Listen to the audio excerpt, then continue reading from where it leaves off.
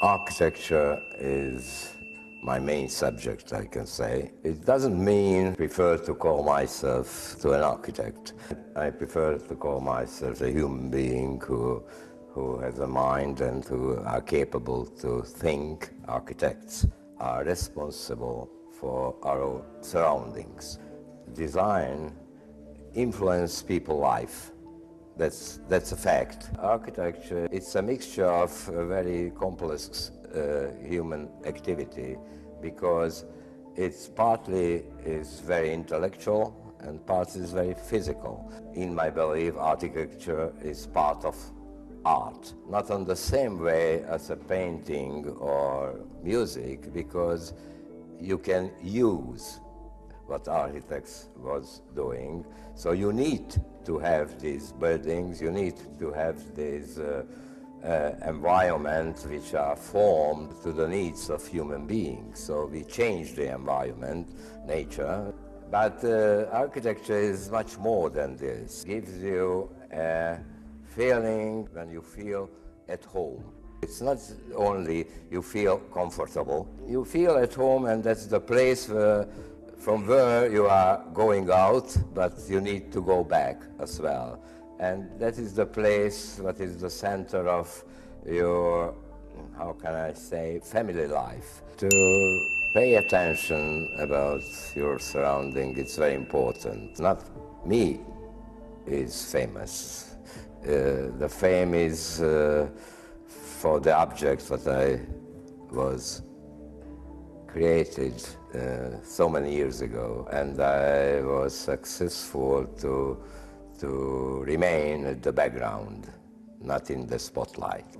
Combine all of these elements, the result is I feel it's very important to be careful, generally speaking, to watch your steps and to pay attention for people, what are they saying, and because you can learn all the time. Architecture doesn't finish at the building. Architecture contains the elements of the environment as well, which are, many of them are industrial production, and the designers are responsible for the quality of this, and the user-centered design for me is the most important thing, which contains not only the primary functions, but the appearance of it and the way of using it, and so on and so forth, accepting the possibility and the character of human nature, physically and mentally as well. Simplicity is the key to understand nature, because nature, the basic element of nature is simplicity. Right now I'm thinking to collect materials and try to explain why the simplicity of geometry are capable to open people's mind for creation. If there is something very simple and you see and understand, gives you some kind of challenge, energy to go something else, to do something else. The cube as a game, it's an example, a good example to see and prove there is not only one solution. And that's the key for life, in my view. We must to find our own solution for that. Interesting because of the people. The people who are the speakers, the people who are the organizers, and the people who are the audience. So the interaction between these groups of people shows the differences and the connections. It was, for example, very interesting to think about, to hear about the importance how we win and how to lose. And it's much more general than in sports, because the life is full of this kind of games, and one time we win and one time we lose. And in my view, probably more important thing to learn how to lose than how to win.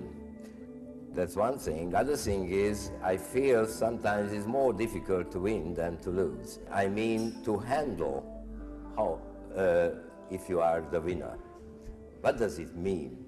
And in my view, my personal attitude is, and possibly that was one of the key what led me to my creations, I prefer the game what human being playing with nature, not human being playing with each other. So in that case, the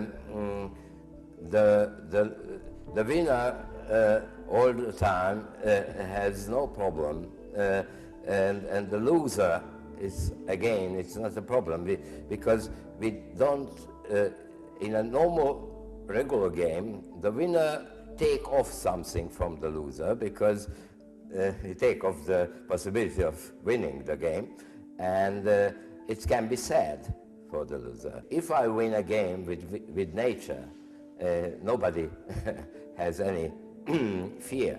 To win, it doesn't mean to destroy something. In my view, to win, it means understanding. So that's the key word of the game between man and mankind and the nature.